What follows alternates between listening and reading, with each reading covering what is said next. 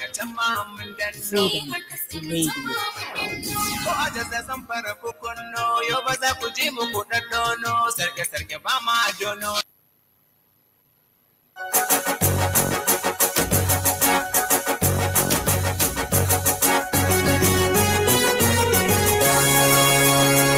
This is Freedom Global News.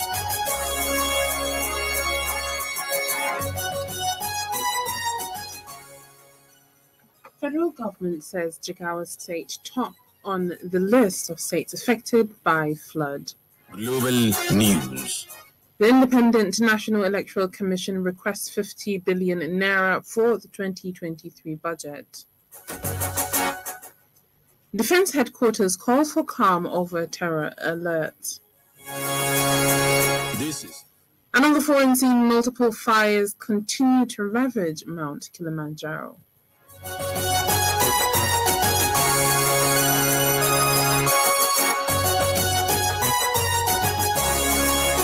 This is Freedom Global News. Good evening, you're listening to Freedom Global News on 99.5 FM. I am Hauwa Adamu Kiyawa. Today is the 3rd of November 2022, which is equivalent to the 8th of Rabiul Awwal, 1444 after Hijri. Now the news in full. The Minister of Humanitarian Affairs, Disaster Management and Social Development, Sadia Farouk, has stated that from assessment carried out so far by the ministry, Bayelsa State is not among the top 10 most affected states by the recent floods. Addressing State House correspondents at the weekly ministerial briefing today, the minister said instead Jigawa is ranked #1 most hit state. She made the comment in reaction to claims made by elder statesman and leader of the Pan-Niger Delta Forum, Chief Edwin Clark, who implored the federal government to act to save flood victims in the Niger Delta and not abandon them. The ministry said the criteria used to arrive at the conclusion are based on the following indices, which are the number of deaths recorded and displaced persons per state, number of injuries partially damaged, houses totally damaged, farmlands partially and totally damaged. According to the federal government's flood data, as of October 24th, 2022, 257,913 persons were affected in Bayelsa, while 166 and 76 persons were affected in Jigawa. 219,471 were displaced in Bayelsa, while 68,883 were displaced in Jigawa. The chairman of the Independent National Electoral Commission, INEC, Mahmoud Yakubu, today swore in 19 newly appointed resident electoral commissioners. At the INEC headquarters in Abuja, venue of the event, Yakubu charged the newly sworn in recs to devote their loyalty to Nigeria and not to compromise the integrity of the commission. They also deployed the 19 recs to their geopolitical zones, but as outside their states of origin, in line with INEC's regulation that forbids a commissioner from serving in his or her home state. 5 of the 19 recs are returning commissioners who were reappointed by President Muhammadu Buhari and approved by the Senate. Meanwhile, the Independent National Electoral Commission, INEC, has requested the sum of 50 billion naira for its 2023 budget, an increment of 10 billion naira compared to its 2022 budget, which was 40 billion naira. This was contained in a document submitted by INEC Chairman Mahmoud Yakubu during the Commission's budget defense session in the Senate. The National Assembly had already approved 305 billion naira for the conduct of the 2023 general elections. In the budget document, the sum of 2.6 billion naira is earmarked for off-season elections in Kogi, Imo, and Bayelsa states, expected to hold on November 11, 2023. During this session, the chairman of the Senate Committee on INEC, Kabir Gaya, said the committee will properly oversee the electoral body to ensure it is prepared for the upcoming elections. Another sporting arena, Kano Pillars and the Safety Babes yesterday emerged winners in the men and women categories of the 2022 Prudent Energy Premier Handball League at the Indoor Sports Hall of the University of Lagos, Akoka. Mama San Uba has details of this and other sports updates.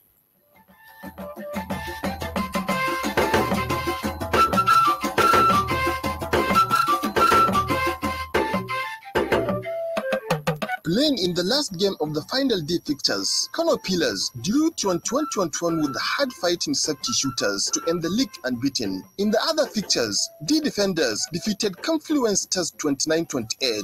Benue Buffaloes lost to Police Machine 28-25. Owene Kings were held 32-32 by Toja Marine Academy, while Niger United beat Rima Strikers 32-24. In the women's class, Rima Queens defeated Bendel Dynamo 31-29. Safety Babies lost their unbeaten run as they surprisingly lost to Defender Babies 25-22 in a close contest. President of the Handball Federation of Nigeria, Samuel Ocheho, thanked the Prudent Group for its commitment in the last 5 years of the league as he appealed to the sponsor for an extension. Meanwhile, the Federal Executive Council has approved the National Sport Industry Policy proposed to it by the Ministry of Youth and Sport Development. This approval was given during its meeting yesterday, bringing to a positive end the effort of the Sport Ministry under the leadership of Sunday Dare to get the policy document in place for the administration of sport in the country.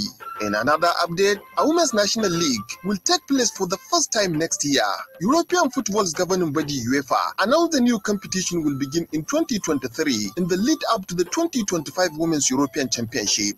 The Men's Nations League was introduced in 2021 to replace international friendlies with more competitive games. In Dawn Tennis, the Lagos State Table Tennis League will kick off on November 6 at Eco Club in Surulere as team battle for places in the grand finale. Each team is expected to be made up of 5 players and their coach, while the top 2 teams in the men and women event will qualify for the grand finale on December 18. Freedom Radio learned that more than 10 teams have registered for the Open Tournament for men and women, while more teams are still expected to be part of the tournament. According to the chairman of the Lagos State Table Tennis Association, Tunji Lawal, the motive of the league was to engage the players ahead of the national in Delta State later this month. Muhammad Sanuba, Freedom Radio.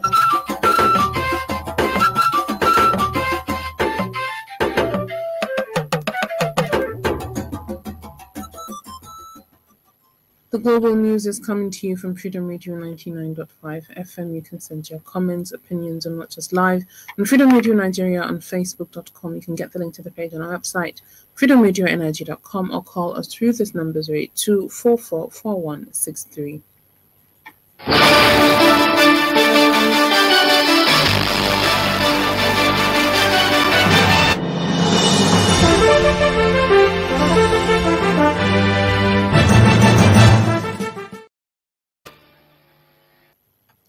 Welcome back. You're still listening to Freedom Global News on 99.5 FM. The Defense Headquarters says there is no cause for alarm over recent security advisories by the United States and the United Kingdom. The Director of Defense Media Operations, Major General Musa Madani, and the Director of Defense Media Information, Major General Jimmy Akbo, both gave assurance at the bi-weekly media briefing in Abuja today. At the briefing, the Army reported that over 40 terrorists were neutralized by military troops, and a total of 145 other terrorists have surrendered in the last 2 weeks. The United States and Britain had last week warned of possible terror attacks in Abuja, especially at government buildings, places of worship, schools, and other centers where large crowds gather. The United States further urged citizens and the embassy staff in Nigeria's political capital to leave, but the Department of State's services urged residents of Abuja and Nigerians in general to remain calm, saying security agencies are right on top of the situation. However, the Nigerian government said it wouldn't be stampeded by terror advisories, insisting that Nigeria is safer than it was in May 2015 when President Muhammadu Buhari assumed office. Emirates Airlines has suspended flight operations to Nigeria over its inability to repatriate blocked funds. The airline, in a statement made available to Channels Television today, said the suspension took effect from October 29, 2022. The airline said it had communicated its position to the federal government and the Central Bank of Nigeria.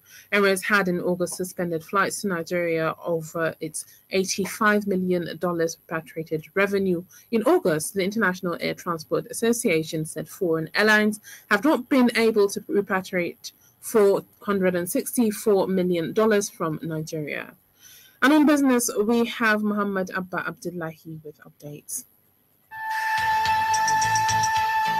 The Central Bank of Nigeria says it is targeting a strong digital economy to support the growth of the financial systems. Regardless, the digital currency, e-Naira, recorded 190.1% growth in transaction relative to its level when it was launched on October 25, 2021. According to the Deputy Governor Economic Policy, CBN, Dr. Kingsley Obiora, stated that the volume of e-Naira in circulation was 2.10 billion naira, with 3,320 merchants successfully registered on the platform across the country. He noted that the efficacy of the control of these important macroeconomic tools will determine the extent to which the growth in national output was going to impact the Nigerian economy. Meanwhile, the Federal Executive Council has approved the variation in some of the contract for East to West Road projects, Section 1 to 4, by 260 million naira, bringing the total amount required for it to 506 billion naira. The council approved another 140 billion naira worth of contract for the rehabilitation, construction, and reconstruction of some other roads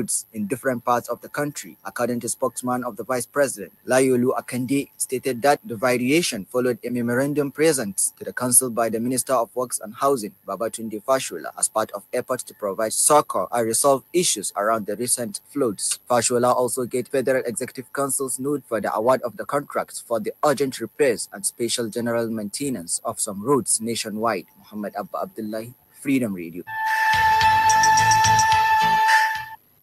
For tomorrow's weather forecast in some cities in Nigeria and parts of Niger Republic, here's the report.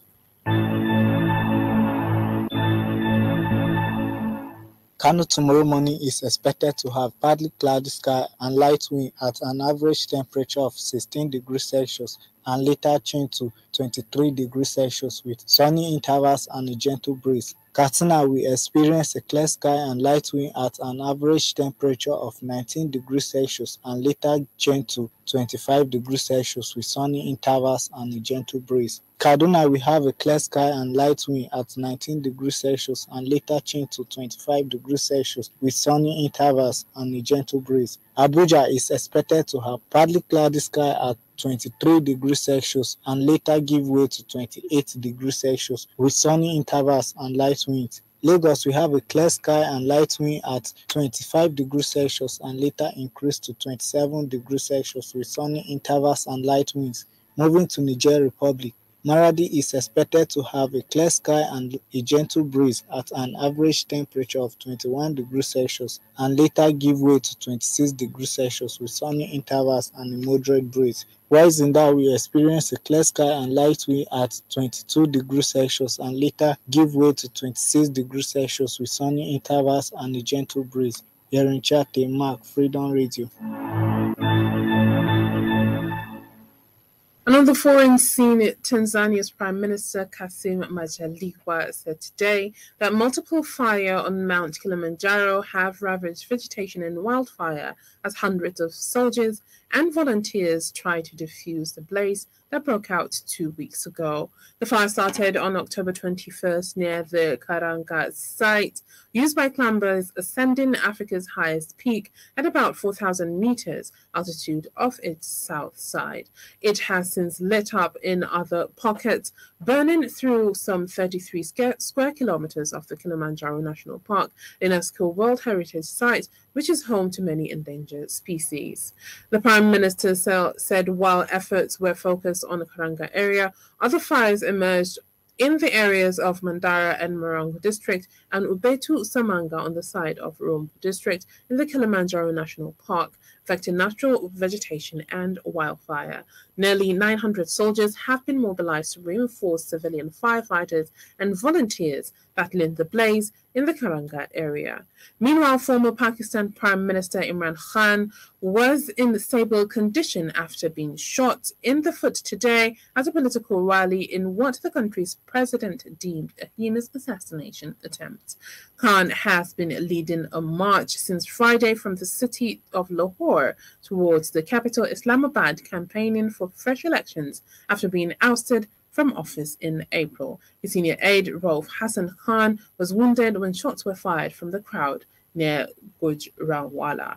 Pakistan has been grappling with Islamist militants for decades, and politicians are frequently targeted by assassination attempts. And with this, we've come to the end of today's Global News. On behalf of the entire production team, I am Hauwa Adamu Kiyawa. Have a wonderful evening.